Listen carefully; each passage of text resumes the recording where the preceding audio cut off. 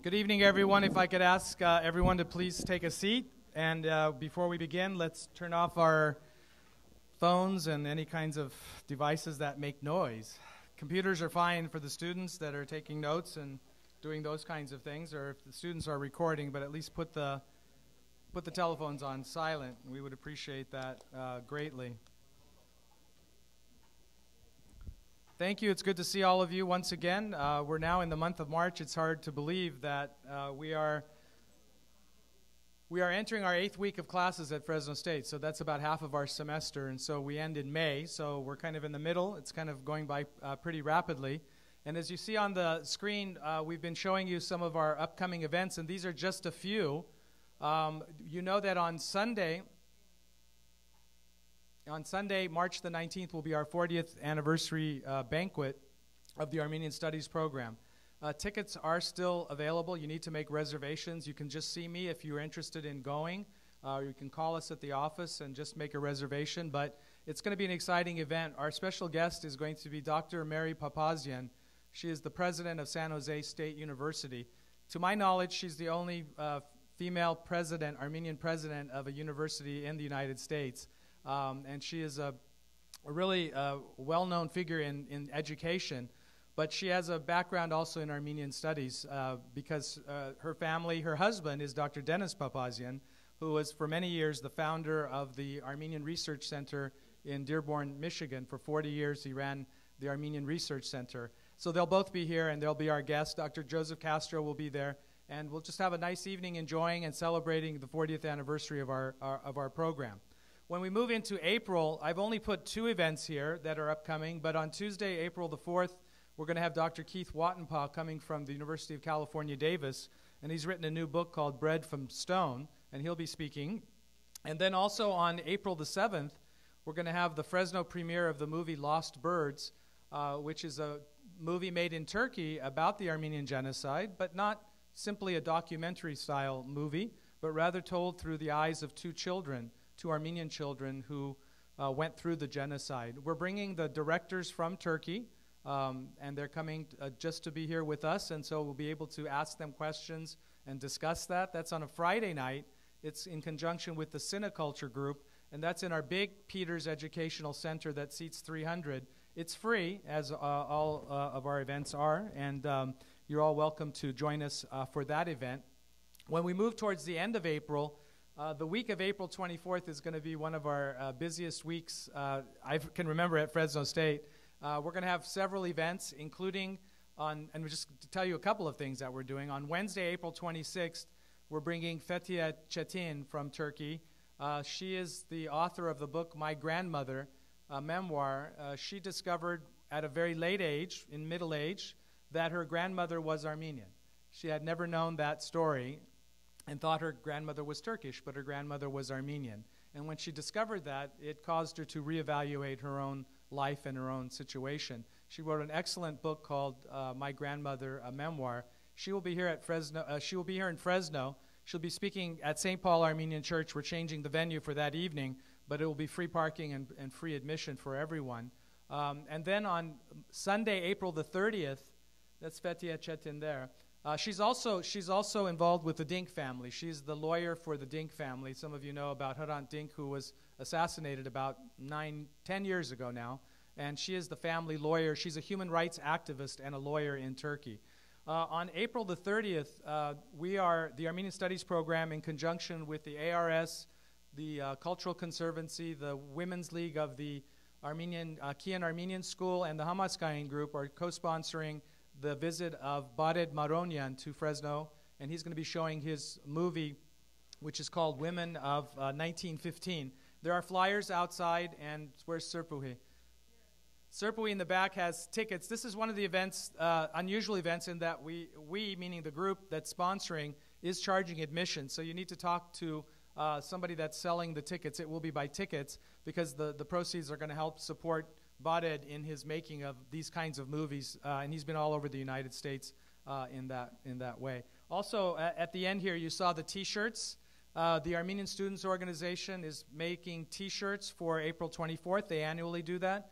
If you're interested in doing pre-orders, some of the students are here tonight and you can always order from them, and then later we'll have it available at our events, so starting next with our banquet. All of our events, everything we do is on all of the public social media nowadays. So if you want to follow us on Twitter, if you want to follow us on Facebook, if you want to go to our website, these are 3 easy ways to just know what's happening. We put all of our events there with all the information, so it's there. Now, that's all a preview for tonight. Tonight, it's my pleasure to introduce, we're going to be having a special lecture by Dr. Umit Kurt. And he's been a frequent visitor to Fresno. Last year, he was here for 2 academic semesters as a visiting scholar in the Armenian Studies program. So I want to tell you a little bit about him and a little bit about our lecture series. We've talked a little bit about the lecture series. Most of our lectures are sponsored by the Leon S. Peters Foundation, who has been generously supporting our lecture series. Tonight, Dr. Kurt is going to be talking about a little-known person. Probably most of us had not heard this name.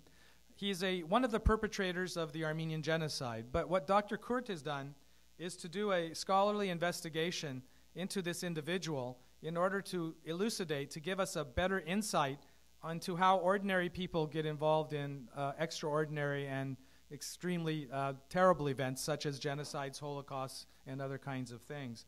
I'm not going to talk about that because he's here to talk about that. Dr. Kurt is a native of Aintab in Turkey.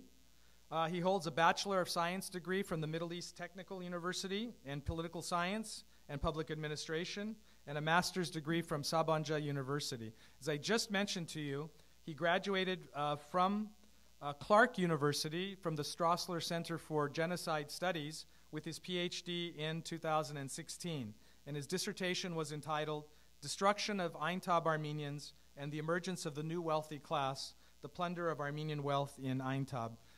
He is a prolific scholar. He's been writing a lot on his research, so we are now reading about that in articles and books that he has co-sponsored with other people, but now he's working on several translations. He is fluent in Armenian, and he's translating works from Armenian into English. Can you imagine? So this is something that also is very important in our look at what's happening. So ladies and gentlemen, it's my pleasure on behalf of the Armenian Studies program to welcome our guest this evening, Dr. Umit Kurt. Dr. Kurt?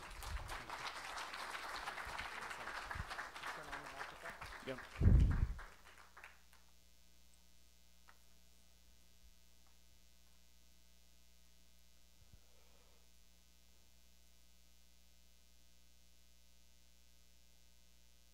Thank you. So everybody hears me? All right, okay.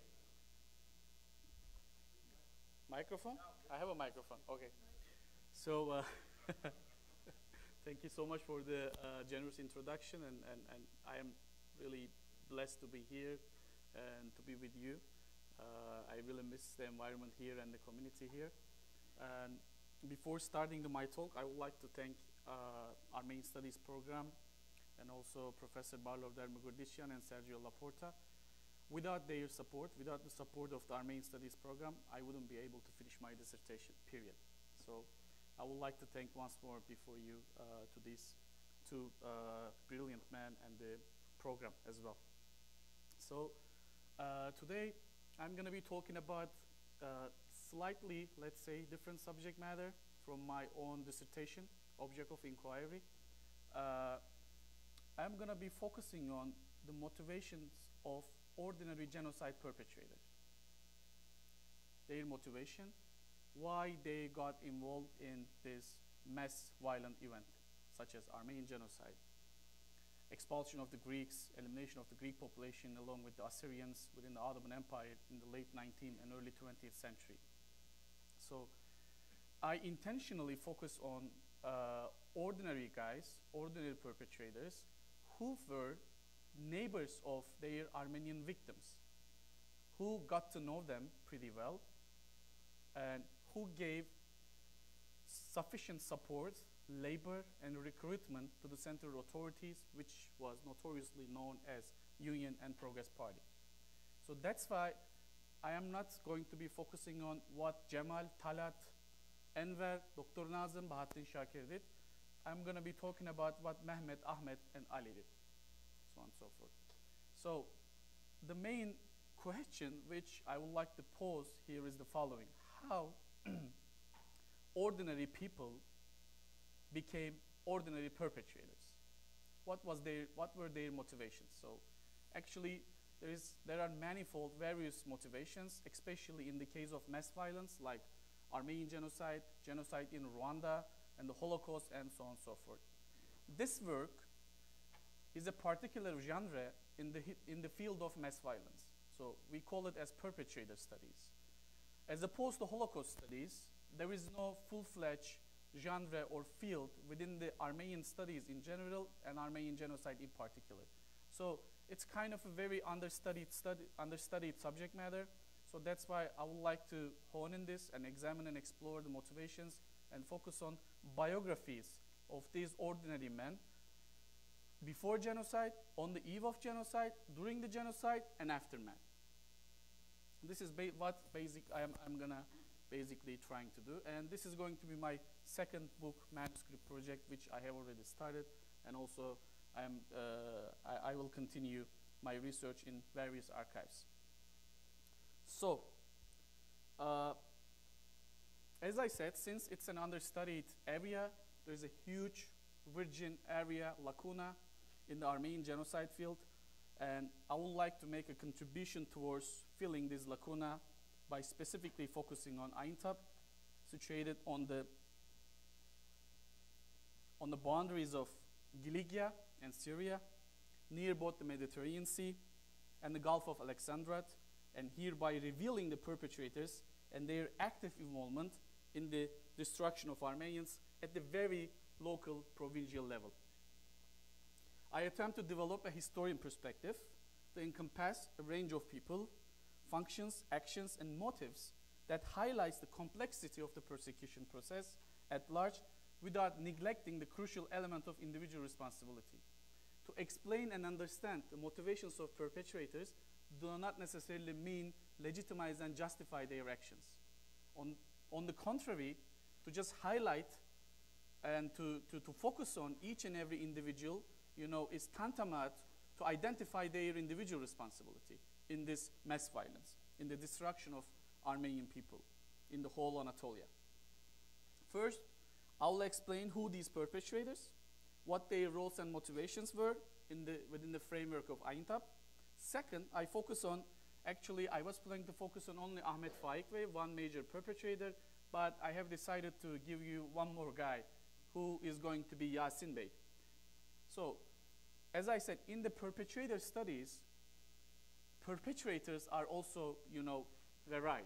For instance, there are perpetrators who are driven by ideology. There are other groups of perpetrators who are driven by careerism. There are other group of perpetrators who are driven by sheer opportunism. So Ahmet Bey and Yasin Bey are going to be subsumed under especially these two rubrics, ideology and the careerism. So in the case of Ahmet Bey, he was totally driven by ideology. He was an ethnic nationalist. He was a fervent supporter and a proponent of the ideology of İttihat ve Terakki, Union and Progress Party. On the other hand, Yasin Bey was like a middle coke level, very simple guy, only seeking for his career. That's why he was trying to prove his loyalty, his allegiance to the system by killing Armenians, by condoning their persecution, by plundering their properties, by organizing the deportations of them. So what I am going to do is the following. I will be exploring their backgrounds, deeds, active and leading involvement in the 1915 Armenian deportation and genocide, as well as their life stories in the post-genocide period in modern Turkey.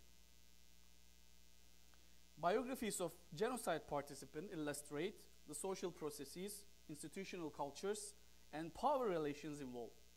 We know rather little about perpetrators' biographies that preceded their terrible actions. In this respect, this paper seeks to shed light on the perpetrators by analyzing simple objective features of their backgrounds and careers.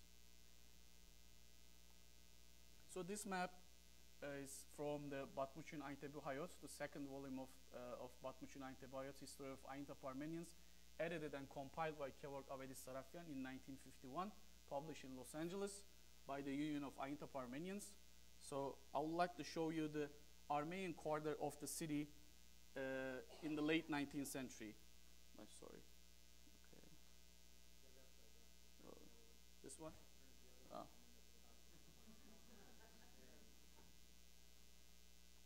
I can't see. Okay, I found it. I'm sorry, it's my bad. So this part is hugely populated. It was used to be, of course, by Armenian people. You see, this is Central Turkey College, American college, founded by the missionaries in 1878. And these are all kerazmanler, all cemeteries, this part. And this huge part, it was more or less Armenian quarter of the city. So let me a little bit talk about the motivations, perpetrators' motivations. The genocide and mass killing are replete with examples of perpetrators who use the situations of extremity to also advance their personal self-interest by claiming power, property, and goods. Expropriation of Armenian property developed such a powerful dynamism precisely because it provided numerous profiteers with a unique opportunity to combine and coordinate the ideological themes of the regime with their personal material interests. This yoking had a radicalizing impact on the persecution of the Armenians. Prospect for material gain encouraged collaboration with the Union and Progress Party, motivating many local perpetrators in the deportations and massacres. So we should revisit our understanding of organizing the genocide by the order of Talat Cemal Enver, this triumvirate by the central government.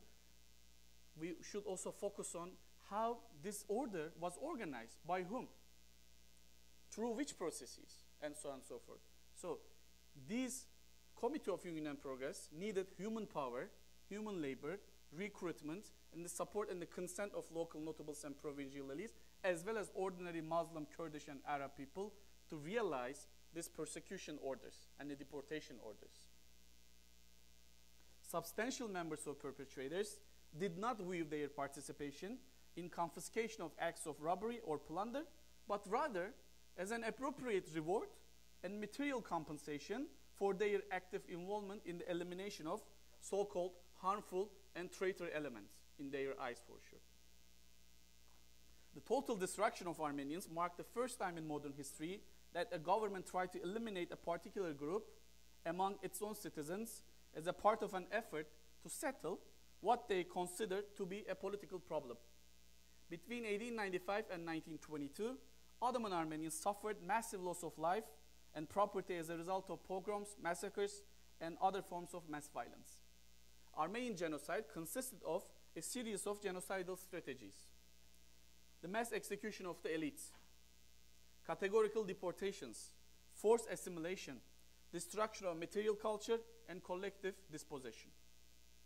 This time can be characterized as the pinnacle of this process of decline and destruction. The process of genocide and deportation directed at Aintab Armenians was put into practice by local notables, gentries, and provincial elites of the city. Local notables in Aintab were the actors who even persuaded the central authorities to deport Armenians in August 1st, 1915. These local actors prospered through the acquisition of Armenians' property and wealth, transforming them into a new social stratum. A careful examination and analysis of the active participation of local notables and provincial elites of Aintab can tell us more about the implementation of the Armenian genocide and the significance of the Armenian wealth within the context of the entire destruction process. The participation of local people is a necessary condition to ensure the effectiveness of genocidal policies. Planned extermination of all members of a given category of people is impossible without the involvement of their neighbors, the only ones who know who is who in a local community, as was in the case of Aintab. So you will see Armenian deportees who were waiting for the train to be sent off to Aleppo and dispersed and scattered around the whole province of Syria, especially Hama, Humus, and Salamiye in Beled Haşam region. So these were all Armenian deportees from Aintab waiting for the train in Akçakoyunlu railroad station. Local Muslim elites in Aintab acted eagerly on the deportation orders out of the prospect of material gain. In fact, it was the drive for material gain that led administrative, political, local, and civil actors pragmatically engage in the eradication of Armenians more actively than the central authorities. These local actors assumed direct roles in the deportation and annihilation of Armenians. They were motivated by material gain from liquidated Armenian properties and benefited from a so-called legalized regime of plunder. They moved into the houses and took over the businesses of the expelled Armenians. So, at this point, I would like to talk about the foundation and the members of the local Union and Progress Party Club in Aintab, which was founded right after the Young Turk Revolution in July 1908. So, I would like to give you an idea of the fact that where these perpetrators coming from, where their ideologies or indoctrination or the socialization process come into existence. So, after Young Turk Revolution of July 23rd, 1908, new political currents and empire-wide political changes resonated strongly in Aintab, and the heroes who carried out the revolution, particularly Niyazi and Enver Beys, were met with a massive outpouring of support. A general feeling of contentment was felt everywhere. Lieutenant Yahya Bey of the Military Reserve Battalion, stationed in Aintab, began organizing meetings to establish the local CUP club. Among the Muslim elites of the city, attendees included Cenanizade Ali Bey, Taşçızade Abdullah Efendi, Tuzcuzade Hafız Ahmet Efendi, Ahmet Muhtar Bey, Kethudazade Hüseyin Cemil Bey, Bulaşıkzade Müftü Hacı Arif Efendi, Mahmut Çiftçi, Rüştü Attaroğlu, Hacı Hanifizade Abdullah Efendi, and Battal Beyzade, Tahir Bey, Mennanzade Mustafa, Israpzade Celal Kadri Bey, Daizade Hasan Sadık Bey. More or less, I went to high school with the great-grandsons and daughters of these families. When I was in Aintab, I was in high school. Although Yahya Bey was the founder of the club, he believed that it will be more appropriate to have a civilian leader. Therefore, Ali Cenani Bey,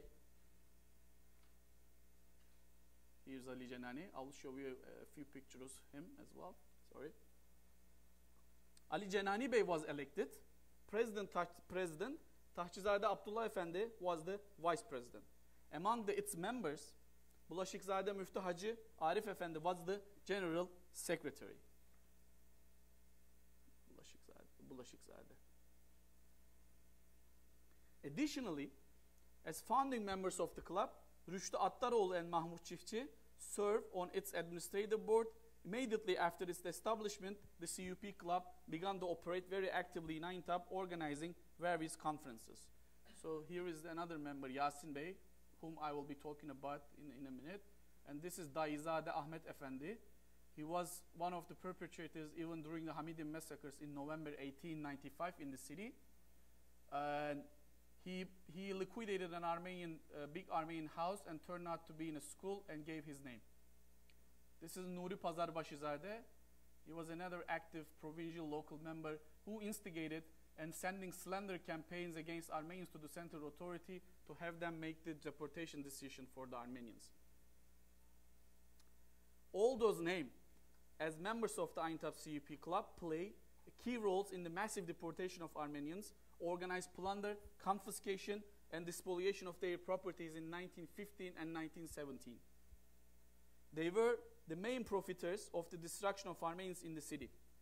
So it's important to underscore that the deportation organized in Aintab were supervised by a president of deportation committee, who was Ahmet Faik Bey, and it comprised of Bilal Hilmi, who was a judge, Hacı Fazılzade Nuri Bey, the leader of the squadron of Çetes, Molla Şehzade Arif, the mufti of Aintab, Sheikh Ubediyet and Hacı Azade Ahmet, again muftus, Mustafa Efendi, the president of the municipality, for the deportations and plunder, he was responsible. Besim Bey, the head of the treasury.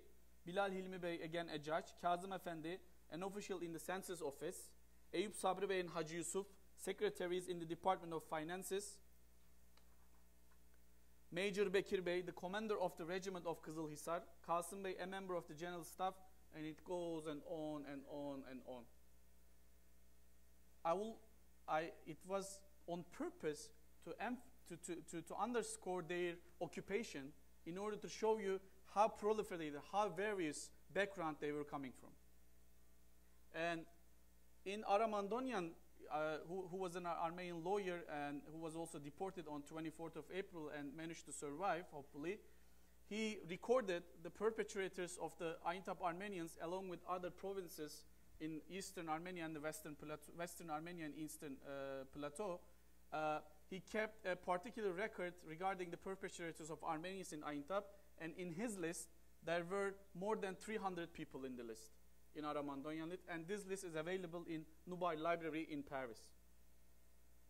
The involvement of these names also point at the level of social support that underpins genocidal policies in Aintab.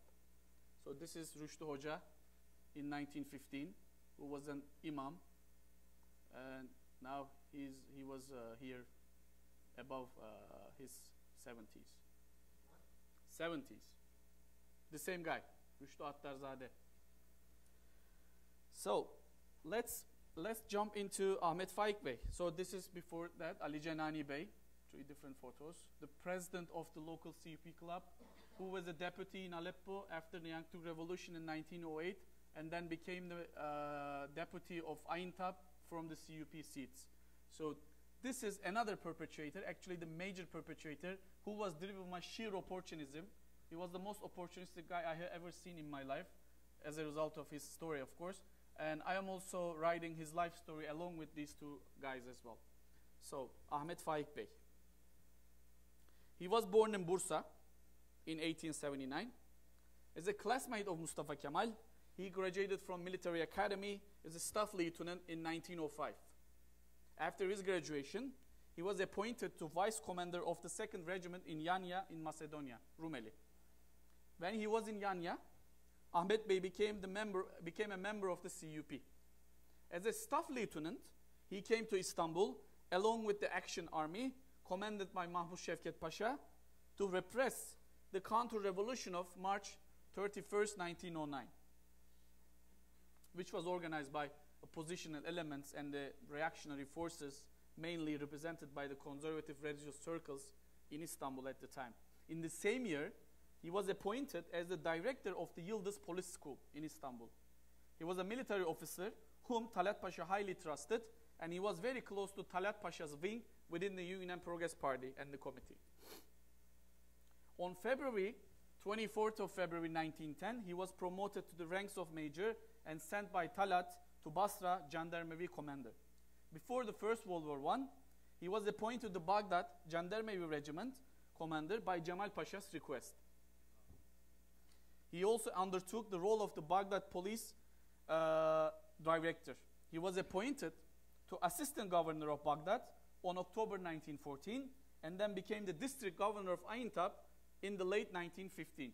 So by the time he was appointed and he came to Aintab, deportation had already started. But he exacerbated and intensified in a very radical way, which we will see. Together with Ali Cenani, he was the main organizer of the deportations of Armenians from Aintab, who play a major role in the liquidation of their movable and immovable properties and created a fortune for him by acquiring those assets. He was notoriously known for his harsh and cruel policies against Armenians of Aintab during the deportation. He was particularly picked and trusted by Talat to carry out the deportation in the city, and he successfully, so-called successfully, fulfilled his work. The district governor of Aintab at the time, on the eve of deportation and slightly after the deportation, was Şükrü Bey, who was extremely against and opposed to deportations orders, and he didn't fulfill. That's why Talat picked Ahmet and called him from Baghdad and sent him to Aintab as a district governor to get the job done. September 8, 1915, he informed Bekir Sami Bey, the Governor General of Aleppo, that the Armenian deportation, which had been executed to render Armenians unable to pursue a nationalistic movement, did not reach its goal, that Aintab was the center of activity for what Armenians referred to a Little Armenia or Giligia, and that in such a significant center, it must be considered a serious threat to have 20,000 Armenians live collectively. That was his main problem in Aintab as soon as he got the city. And he was informing Talat through Bekir Sami Bey about this situation.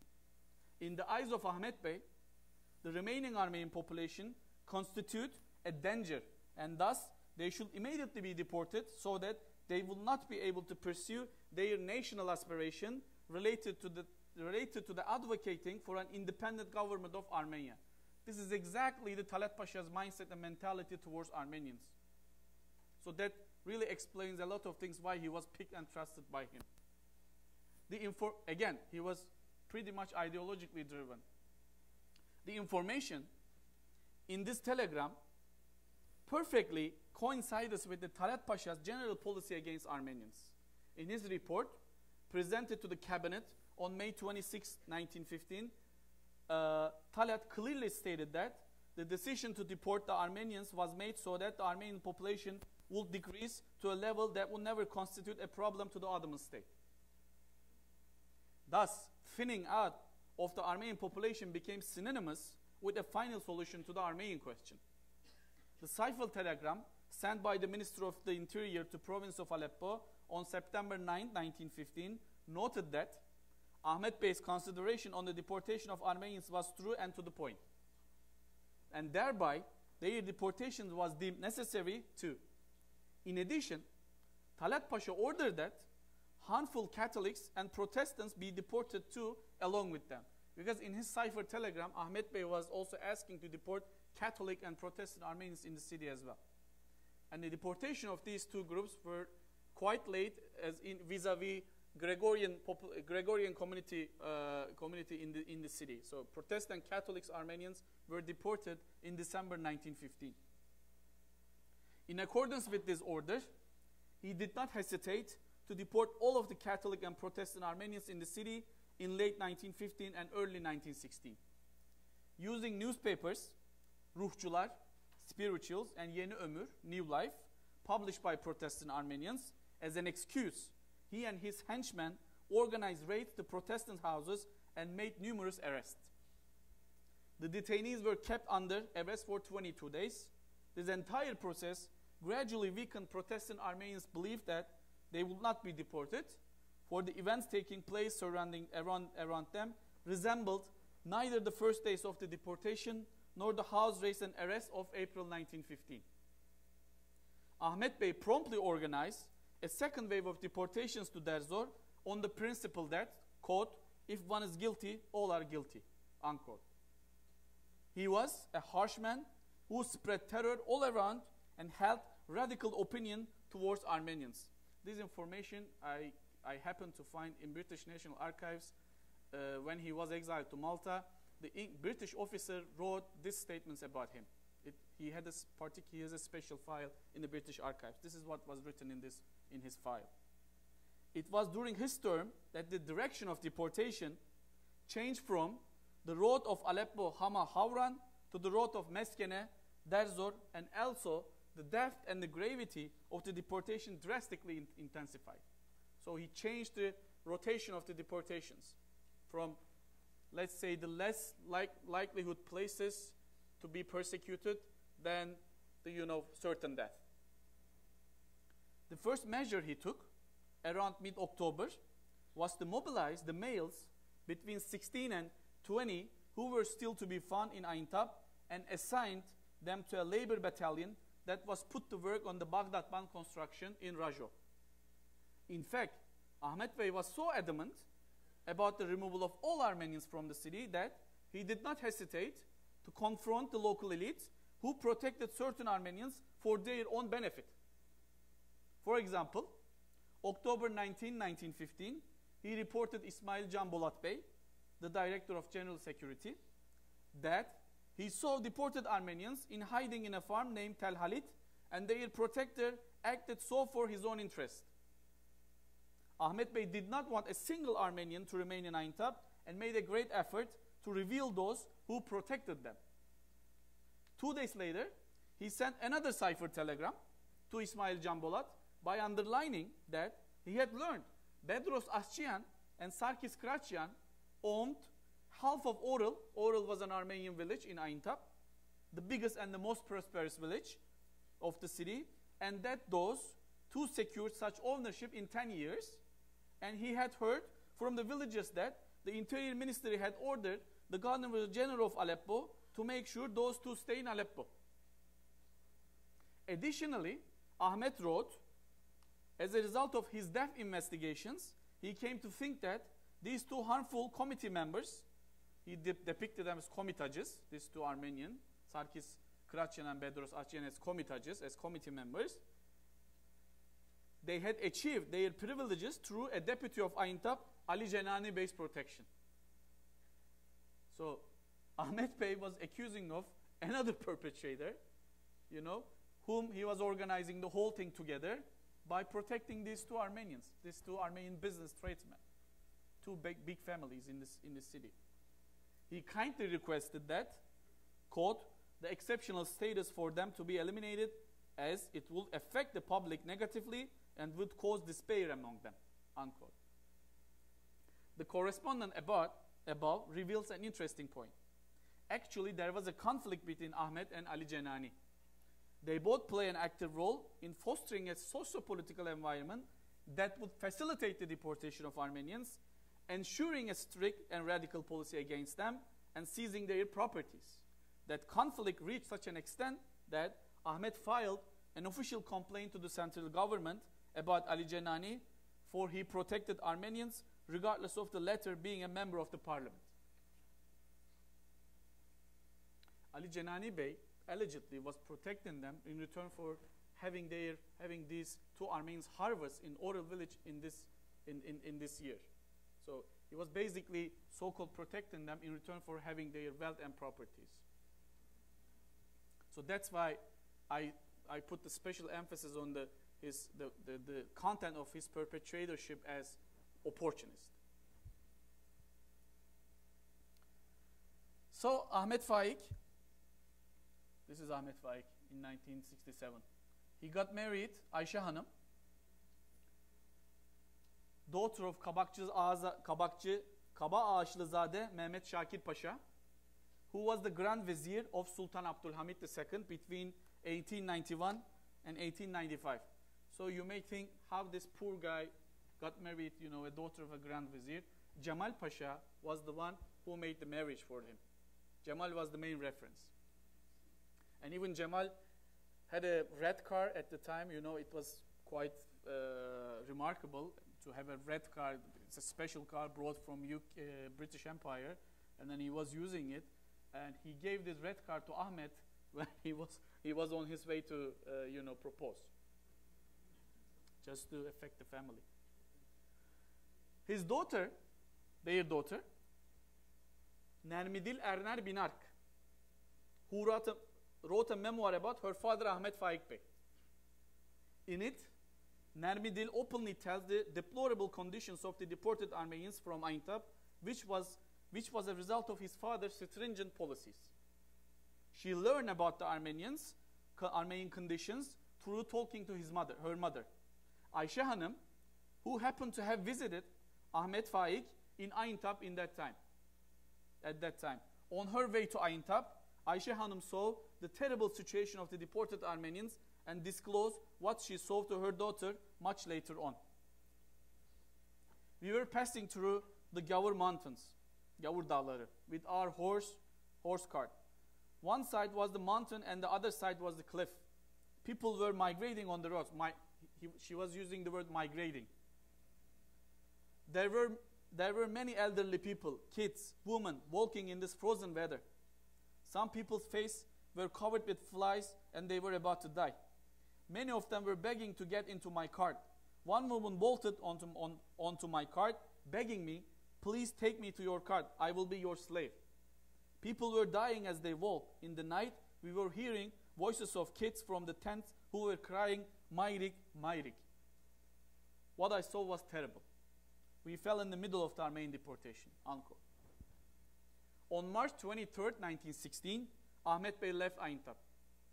He was appointed to the Director General of Police at Constantinople, replacing Bedri Bey in late May 1916. He was rewarded and promoted by Talat, owing to his relentless effort and so-called success to deport Aintab Armenians and carry out their massacres. He stayed at this position until his appointment to Sivas as a governor. After the World War I, he was arrested by the Turkish government and handed over to the British military authorities to be deported to Malta on June 2nd, 1919. He was held responsible as one of the main authors of the deportation of Armenians of Aintab, approximately 25,000, and depicted as, quote, active, relentless, harsh, venomous, and chauvinist ittihadis, unquote. Ahmet Bey managed to escape Malta alongside Ali İhsan Sabiz, Ferit Bey, Şükrü Kaya, Fevzi Bey, other perpetrators in different localities, and others on September 6, 1921. After escaping from Malta, he first went to Rome and then passed to Berlin. You know why? To see Talat Pasha. In Berlin, he met Talat frequently. In the midst of 1922, Ahmet Faik and his family moved to Samsun, where he started his tobacco business.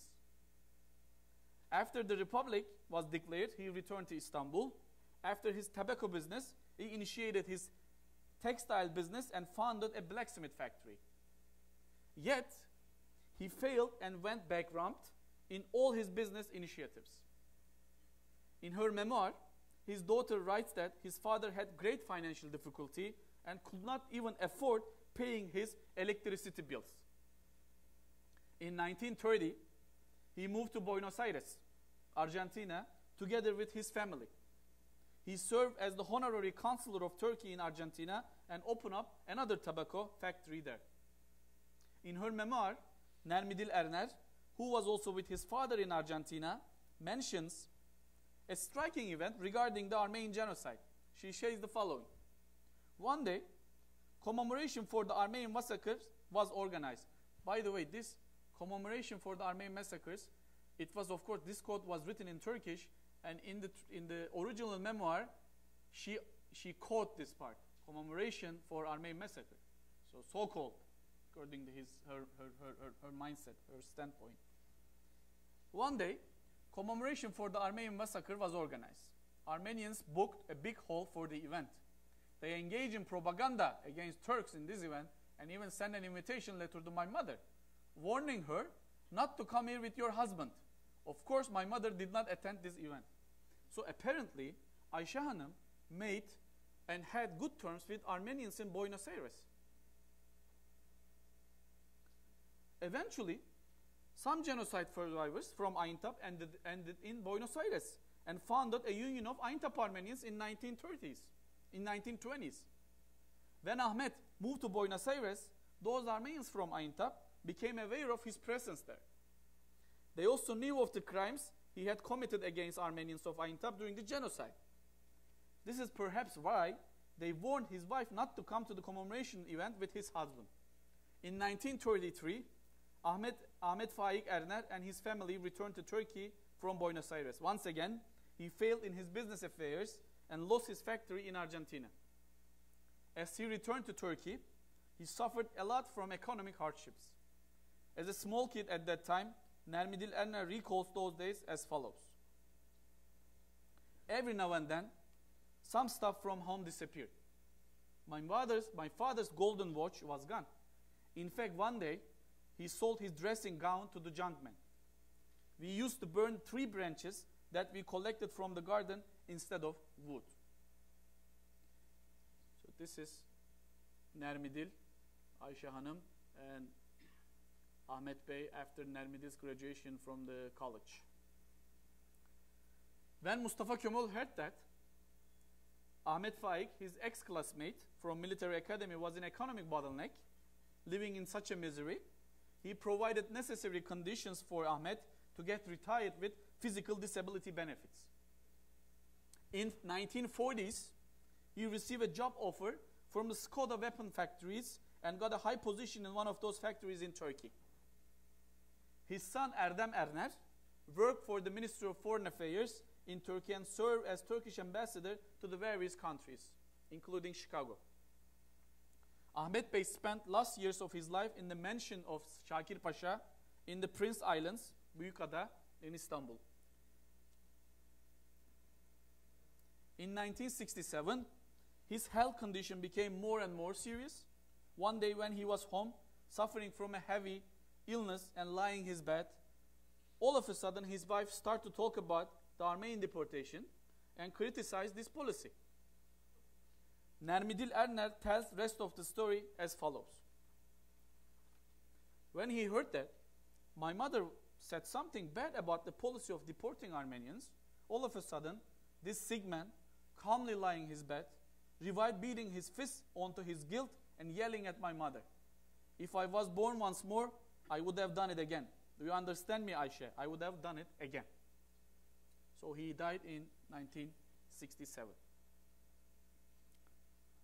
So let's move to another guy. Mehmet Yasin Kutlu, Sani Kutlu. So he was born in Rumkale, Urfa, in 1889. He was belonged to a family of landowners, big landowners. He graduated Rüştüye, or Ottoman High School, junior high school actually, as an active perpetrator of Armenian deportation and genocide in Aintab. He deserves a special attention. His official duty during the World War I as an officer of military dispatcher in Akçakoyunlu railroad station closest to Aintab. He was responsible for bringing and protecting the convoys consisting of Armenian deportees from the city to Akçakoyunlu. In charge of the convoy, he took these people from Akçakoyunlu to Aleppo by railroad. After arriving in Aleppo, the deportees were dispersed in various counties and districts in Bilad Sham in Syria. However, he condoned all attacks, murder attempts, and pillages inflicted upon Armenians of Aintab throughout their journey to Akçakoyunlu. Indeed, he himself participated in the assaults against Armenians and depredation of their assets in Sazgın village and Akçakoyunlu. As the commander of Akçakoyunlu railroad station, Yasin Efendi made Armenians sleep outside on the coldest, snowy winter days and forced them to pay for their train fares.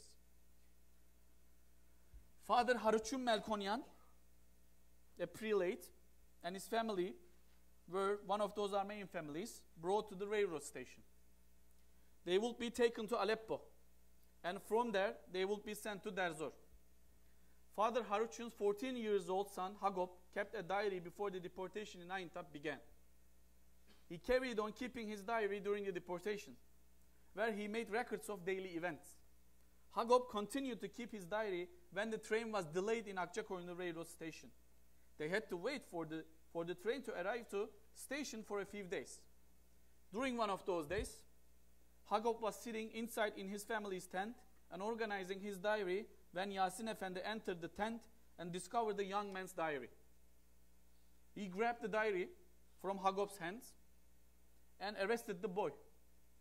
After reading it and translating some parts into Turkish, Hagop was thrown into prison. Yasin asked for a bribe of 30 liras from Father Haruchun to save his son from punishment. Since Father Haruchun was a poor man, he could not pay the required amount. Hence, Yasin Efendi sent Hagop to prison in Aintab. After the investigation, charges were brought against him on the basis of some of the entries in his diary, and the authorities went so far as to bring him and his father before a court-martial. According to the response to memorandum sent from the Grand Viziership to the Minister of War on September 21st, 1916, the Sultan confirmed the death sentences of the Father Haruchun Melkonyan and the commissary to the Armenian Protestant Church in Aintab, and his son Hagop given by the Marash court-martial. They were found, called, guilty of treason by ceding a region of the state with the goal of establishing an independent Armenia. So, father and son was trying to constitute an independent Armenia. That was the charge against them. So it was in the official Ottoman document in the archives. Interestingly enough, Hagop was put in the same prison with Sarkis Balabanyan, a native of Aintab and survivor, in late November 1915. Sarkis Balabanyan wrote his memoir as well, by the way. So it was published in Beirut in 1971. Balabanyan described him as a very smart, good-natured, gentle, and naive young man. When Hagop saw his name among other prisoners who would be tried in Aintab, he believed that he would be released like the rest of them. The head of the military court, Aintab's district governor Ahmet Bey, and the head of the deportation committee read out the names of the prisoners who would be released in December 1915. Hagop's name was also on that list. Everyone was happy and excited to be free again. Like other prisoners, Hagop was released from the prison. Yet, when Ahmet Bey saw Der Haruchun waiting to embrace his son, he suddenly pulled Hagop's father's son's arm and started shouting, "There must be a mistake here. This child will not be released." The district governor ordered Hagop to return by saying, "Child, you go back inside, back to prison." There were 3 other detainees in the prison with Hagop: Iron Founder Nerses, Hunchak Avedis, and Badveli Kharlambos. After 4 months, these 4 prisoners were taken to Marash, where they were all executed. As the main actor of this incident, Yasin Efendi also penned with all his pride how it unfolded by using a fairly accusatory language against Armenians in general and Hagop Melkonyan in his family in particular. So, this is our Yasin Bey in 1915. So, I would like to draw your attention to this whip which he was holding. I will get back to that. Quote.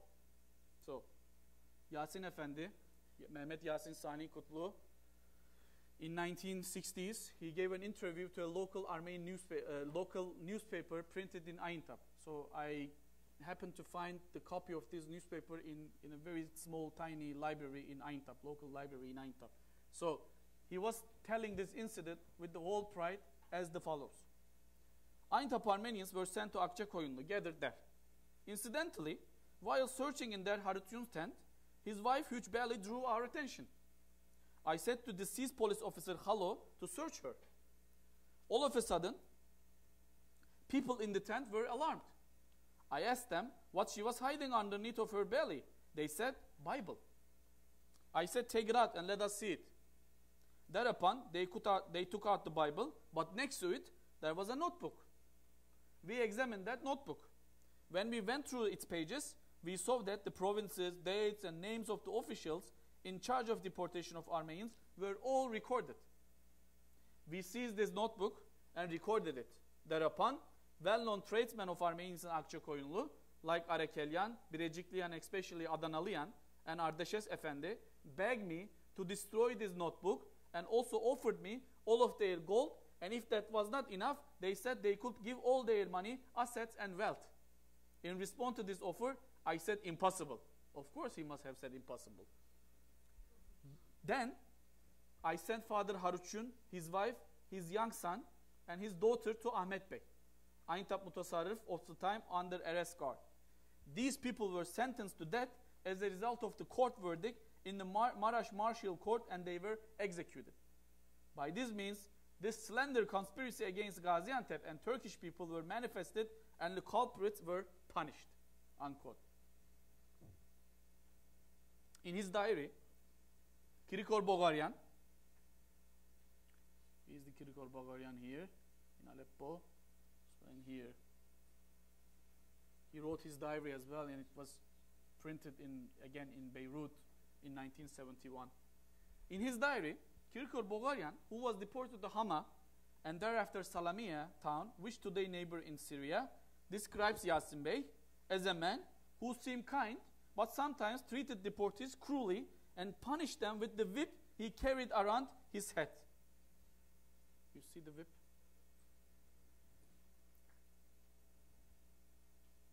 Bogoryans also shares an anecdote on Yasin, who visited their tent while he was wandering around inspecting the surrounding area. Yasin ordered the chest filled with books to be opened and asked Bogaryan's father what these books were. Bogaryan's father, who was Karakin Bogaryan, he had a bookstore in Aintab, and he was a librarian. Bogaryan's father, priest Karakin, convinced him that these books were on baptism and funeral ceremonies. Yasin Bey allowed the priest to keep his books, and in return, Bogaryan's father gave him handmade embroidery as a gift. At the end of the World War I, he escaped to Ankara, joined the national forces, and became a deputy for Aintab in the Grand National Assembly of Ankara in May 1920. He was a member of the national forces in Khalfeti, county of Urfa, in April 1920 and 21, and played an active role in the war between nationalist forces and the French military units in Aintab. In 1920 and 21, I'm talking about the Aintabi Harusa Harbi. In the Grand National Assembly, he was a dauntless defender of the need to change the names of those villages, towns, cities, and parts which could be deemed irreconcilable with Islam and Turkishness. During the parliamentary session, dated on May 9, 1921, as Gaziantep deputy, Yasin Kutlu Bey stated the following. This is a province called Rumkale, the Greek castle. There is not one Greek there. Hence, this place has nothing to do with Greeks in terms of its water, soil, or roots. Because the name of the place was Rumkale, the Ottoman administrator had sent us a Greek administrator. I plead you, more than it's imperative to change the foreign names in the provinces and give them names that would really be proper to Islam. Unquote. In return for his services, he was rewarded by Mustafa Kemal and promoted to a member of Al Jazeera Independent Tribunal on February 5, 1923. He was not reselected to the parliament in 1923 and died in November 1973.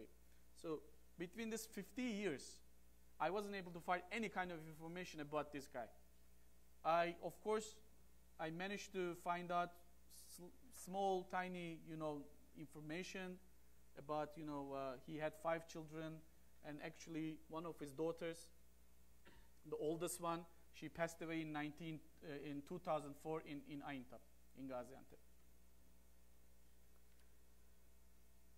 So, to conclude, local dynamics can influence the course and intensity of a genocidal process. Local political and social elites can either expedite or delay and resist genocidal destruction ordered from above. Central political elites can recruit local power holders for their ends, and conversely, local power holders can manipulate the central political elites to further their own interests, as was in the case of Aintab. The ability of powerful local families to mobilize dozens or in some cases hundreds of potential marauders can lead the central authorities to favor these families. Mass murder can erupt from this mutual dependence. Local elites rely on the center to secure a power base, and the center relies on the local elite to carry out the genocide. Al gülüm ver gülüm. This dynamic can give rise to a mobilization process in which men participate in mass killing in exchange for economic and political benefits granted by the state. Maintaining an increasing power for local actors can shape patterns of recruitment for and participation in genocide. The Ottoman district of Aintab served as a platform for exemplifying how these dynamics shaped the Armenian genocide at the local level. Following the destruction of Aintab Armenians, the promise of economic power relied active support for participation in a micro-policy operated by the CUP, which aimed to annihilate all of Turkey's Armenians. More importantly, property theft and material benefits acquired from the victims were important means of further binding the beneficiaries to each other and the CUP regime. In order to fulfill its policy of destruction, CUP was required to make concessions. Therefore, one could argue that motivated urban Muslim Aintab notables to join the CUP and take part in genocidal policies was based on self-interest rather than a shared ideology. This attitude, in turn, greatly widened the scope of complicity, not just in the sense of more people being involved as perpetrators or beneficiaries, after genocide had been initiated, but also in the sense of more sections of society actually encouraging genocide in the first place. The Republican regime, linked to its CUP predecessors via persecutionary economic policy, personnel, and ideology. As in the case of Ahmet Faik and Yasin Bey, the perpetrators and their families profited from the genocide to the extent that after 1923, entire generations were educated, provided for by the starting of capital of Armenian property acquired in 1915. Thank you so much for your patience.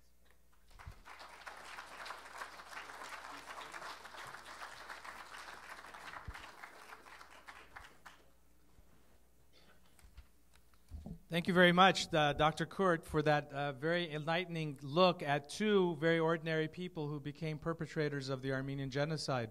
We'll have an opportunity for some questions, so if you would like to ask a couple of questions, just raise your hand and I will point you out and then go ahead and do that. So Brian, go ahead.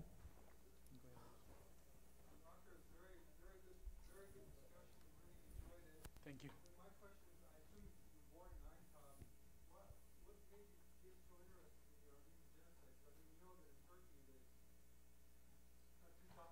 I told the very story here, actually, but I can tell again. It's okay. I didn't hear it, so I'm very... Of course, you know, I'm at your disposal, for sure. So, I just graduated from Middle East Technical University, so I came back home. I was looking for a job, you know, or looking for something, you know. It was so hot, and it was in late August or something, and a friend of mine gave me a call, so she wanted to see me. We hadn't seen each other for a while, so she wanted to meet with me in Papyrus Cafe. I said, where is Papyrus Cafe? So she said, it's in Kayacik. I said, where is Kayacik? So just, you know, she gave me the direction. I took the bus. I got off in front of the Kayacik Mahallesi, Kayacik neighborhood. So I was in front of the neighborhood, and then there was a very narrow street, and I got into the street, and I saw all these beautiful houses, mansions, big houses. And I was shocked when I saw all these fabulous places, and I started asking myself, Eintepsis could not, you know, construct that kind of, you know, buildings or, you know, houses. And then I was amazed, I was bewildered, so I was wandering around the whole neighborhood. So, and then I saw all these beautiful houses were turned out to be coffee shops. And then I saw mine as well. I was in front of the coffee shop, Papyrus Cafe, and I picked my head up and I saw some inscriptions on the top of the gate. It couldn't make any sense to me. I just thought there might have been Ottoman letters. So I got in the house and I saw again the beautiful house, very spacious. It was reflecting upon every single feature of an Armenian big mansion. And the house was owned by Nazar Nazaryan or Nazaretian, because I got to know all this information way, you know, later. So, and then I was having conversation with a friend of mine, and then I said, you know, I just want to get around the house. I got around the house, and I saw all these big ceilings, and then the inscriptions from the Bible. And I was, you know, start questioning. In Armenian or in No, I don't know. No, in Armenian, of course. Eventually, yeah, I came to know that. So, and then I went to the owner of the coffee house. I asked him, you know, this place is great, and this is a gorgeous place, phenomenal, and so on and so forth. And then all of a sudden, I just, you know, compressed my question saying that, how did you get it? So he said it was from my great-grandfather. So I said he must be a very smart guy to keep this big mansion intact. So he said yes, and then I said, but I saw some, you know, letters. It couldn't make any sense, but, you know, there were figures and rituals from the Bible. He said yes. He nodded a little bit, and then who used to live here before? He didn't say anything. It was like a very sharp silence between us. The conversation cut out. And then I asked again. He was murmuring Armenians, but I couldn't hear him clearly. And I asked him again, what? Armenians? And then I didn't hear. I said again, And then he yelled at me saying that Armenians, what would you want to hear more? So I said, what are you talking about? There were Armenians here in Aintab? He said, yes. So where were they? Where were they then? He said, they all gone. I said, so they all gone and then they left this beautiful place to your great-grandfather? This is the story that you are telling me? So it was my first encounter with the whole Armenian, question, let's say, so-called question, for sure. So it was the starting point. It was out of my sheer ignorance. But you're from Aintab, right? Yes. That's your hometown. I didn't know. No, I'm not. I had no idea the existence of 40,000 people right before the deportation in my hometown. I didn't know that. But we're not blaming you. I mean, we all have friends Mm-hmm. in Turkey. We know it was, we didn't know Armenians until we came to America. No, why I said I was just trying to emphasize the ignorance of educated people, let alone the ordinary people, uneducated or just not well educated. I was really, really good educated people, but I didn't know anything about the history of my hometown. Yeah. Please stand up and then we can repeat the question too. Two minutes. But I'm wondering if, as a scholar who's international, Speak up, please. yeah, sure. I'm sure that as a scholar who has an international scope, who likely speaks, reads, and writes more than one language, obviously, I'm wondering if you have been ostracized any way whatsoever within the scholarly international community, because I understand that the balance of power currently in Armenia is one in which, our government in Armenia has to keep other countries to control our borders Mm-hmm. to ensure safety, because we've been, subjected not just to all the things you discussed in your presentation, Mhm. but we've also endured earthquakes Mm-hmm. and a lot of other travesties that Have you ever been in Armenia? ongoing You are going. after I get a I graduate see. degree. I used to live in Armenia. Yeah, So that's great. yeah. So I wasn't ostracized. Regarding the Armenian community in Armenia, let's say, I was allowed to get into archives. They gave me what I asked. I was quite comfortable. And so the Turks, okay. How does the Turkish government respond to you and your scholarly efforts? I haven't received any kind of threat or menace from any surreptitious organizations which allegedly work for the deep state or something, whatever. I haven't received any threat, any menace. I work in Ottoman archives in Ankara and the Republican archives in Istanbul and in Ankara. I was well treated, ordinarily treated. So, but of course, in the United States, a couple of so-called scholars, they were trying to denigrate and made some slender campaigns. And this guy is notoriously known in the community, and he doesn't have any kind of international scholarly value or whatever, merit or whatever. So, and actually, I don't want to deal with that part of. I just want to focus on what I am doing. This is my profession. Of course, there's the emotional part of it, but this is my profession. I was trained by doing this work. So, pardon?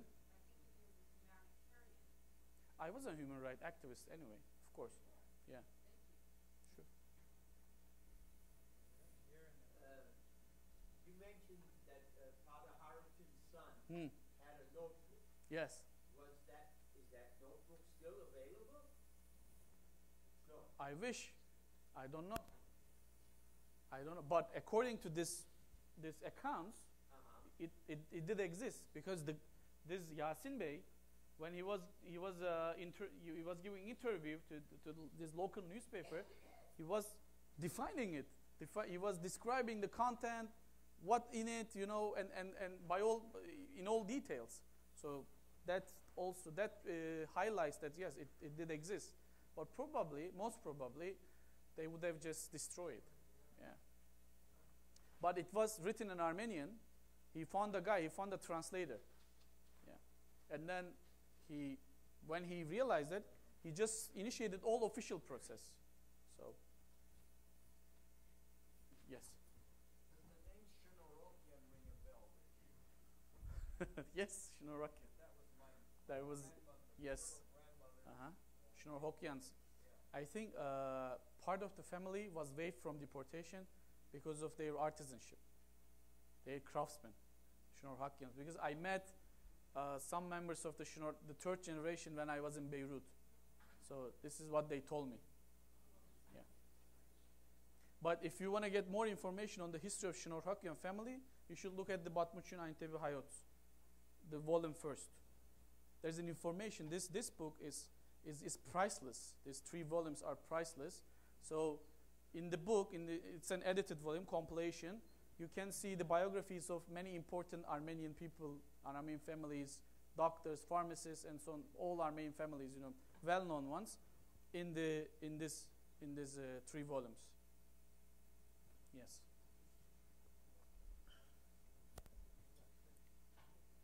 Dr. Kurt, today we have third or probably in some cases fourth generation of those perpetrators that they are still living in the same area because of the real properties don't move to another country there. Since they own it, we have third, fourth generations living there. Mm-hmm.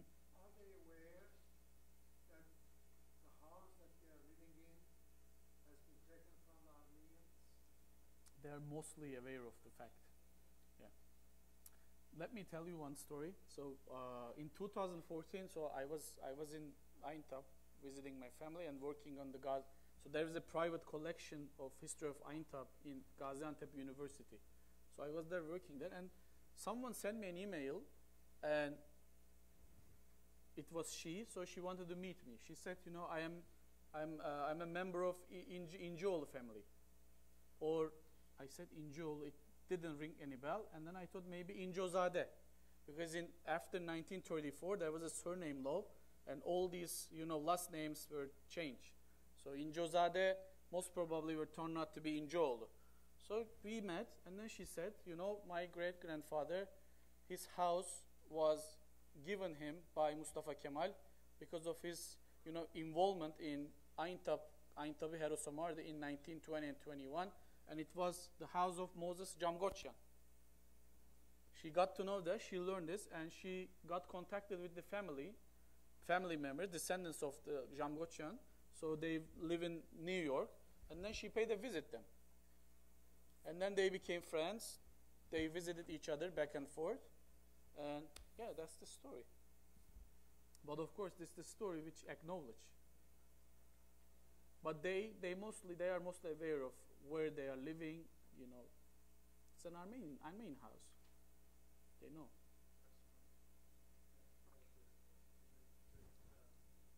When these perpetrators were still alive, Mm-hmm. let's say before the 70s or whatever, is the government ever pursued them for war crimes? Which government? After the war? No, it's yes, of course. No. So they were, as I said, they were arrested, they were detained, arrested, sent to Malta to be tried, but they never tried, they never convicted. That's in 1919. Exactly, 1919, of course. So there is a period. It's called armistice period, and this period you can. There was a Turkish government, and this government was, allied with allied forces, British and French forces, in Istanbul, and they detained and arrested all CUP members, and their crimes were regarded as crime against humanity, including war crimes as well. But as I said, they were never tried and never convicted. There were trials, there were perpetrators who were convicted. But in this case, in the case of Ahmet, because Yasin Bey was fugitive, but Ahmet Bey was caught, arrested, and sent to Malta to be tried. But what happened. It was Kemalist government got the upper hand. They made a deal with the French and the British forces, and the Malta exiles were all released. It was a bilateral, reciprocal release from British soldiers and these arrestees. They were never convicted. They never tried and convicted. But the case against them was made because Yes. the lawyers did put together the document. There were indictments, of course. The teşkilat-ı mahsusiyet, so the crimes. I mean the gazette that Yes. was there. So Yeah, this is Tasvir all- Efkar. Yeah. It's the modern government. Dr. Reşit Bey, for instance, he was tried. How does the modern government explain that? Modern government? It's all distorted. Modern government doesn't consider the Ottoman government to be its predecessor. So Of they course. have no It's gone. responsibility, even though there is continuity. They don't take responsibility for it. Okay, one more question, maybe in the back, and then maybe one here, and then we'll have time for coffee. So in the back. Yeah. You said that you went to high school with the grandkids of these guys. What is their attitude now towards the whole thing, and even after now that you're a professor in Armenian studies and genocide studies, etc.? They don't even know what I'm doing now. They all get married, they have kids, they are living in a different realm, One more question. But it's a good question. Go ahead. It goes. One more over here. I wasn't clear about the distinction. Catholic Armenian Protestants, they were deported after. Yes. Why? Because it was, it depends on the deportation policy of the government. There were that, They live differently. no, they need camps to be evicted so that, these, deportees were supposed to be sent. It was a policy of deportation. So they did not have enough means to deport all of them by all, at all once. But it's also a question of foreign powers. So for the Catholics, French were the protectors. For the Protestant missionaries, the British and the Americans. So you have to be careful. But ultimately, they did deport everyone. Yeah. So it was no protection to be Protestant, Armenian, Yeah. or Catholic. But There was- especially in places like Ankara, All where Catholics. The whole Catholic Yeah. population was. But as Professor Mugurdisyan made the point, actually, there was a huge Germany and Austria-Hungarian Empire pressure to not deport the Protestant Armenians. But until October and December, and this policy had changed too. Great. Let's have a great round of